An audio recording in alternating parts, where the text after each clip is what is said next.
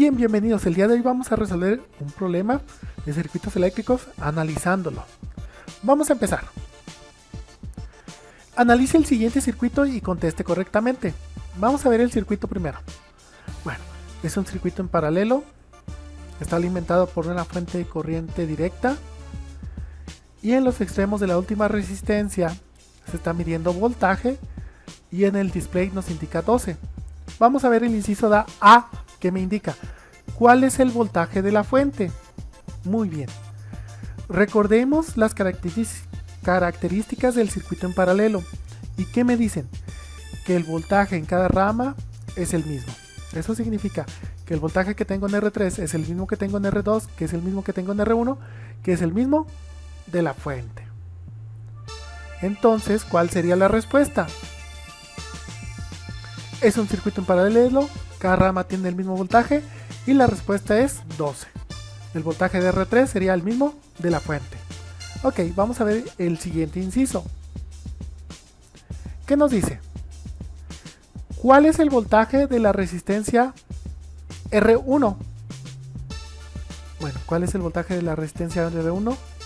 Bueno, como es un circuito en paralelo, recordemos las características de un circuito en paralelo y me dicen que el voltaje es el mismo en cada rama. Eso significa que el voltaje de R1 es el mismo al voltaje de R2, que es el mismo al voltaje de R3. Por lo tanto, ¿cuál es la respuesta? Pues 12 volts. Pero vamos a analizarlo mejor. ¿Qué te parece si lo cortamos? Así tengo. Borré la resistencia 2 y 3. Y observa. Que me indica que R1 está conectado directamente a la fuente. Y ya habíamos establecido que el voltaje de la fuente eran 12 volts. Muy bien, entonces la respuesta, ¿cuál es el voltaje de la resistencia 1? 12 volts, es el mismo del voltaje de la fuente, que es el mismo del voltaje R2. Bueno, vamos a continuar. Respuesta es un circuito en paralelo, cada rama tiene el mismo voltaje, por lo tanto serían 12 volts. Inciso C. Vamos a ver qué me dice.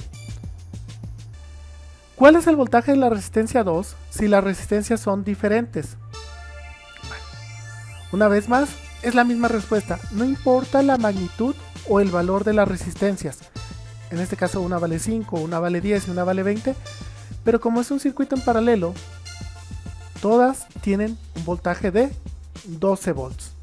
Cada rama tiene el mismo voltaje. ¿Sí? Muy bien, vamos al último inciso, inciso D. ¿Y qué me dice? ¿Cuál es la corriente total?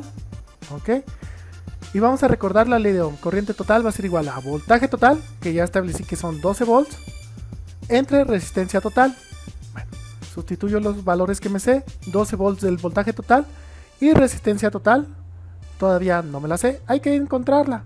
Entonces empecemos. Resistencia total va a ser igual, aquí tengo la fórmula 1 entre R1 más el inverso de R2 más el inverso de R3. 1 entre R3. Sustituyo los valores que conozco, lo hago en la calculadora y me da 2.8571 ohms. Entonces esta es la resistencia total. Ya me puedo devolver a mi fórmula anterior de la ley de Ohm, que es corriente igual a voltaje total entre resistencia total. En este caso ya tengo todos los valores y me da que la corriente total es 4.2. Muy bien, solamente aplicando la fórmula de la resistencia y la ley de Ohm. Bueno, creo que sería todo por este video. Gracias.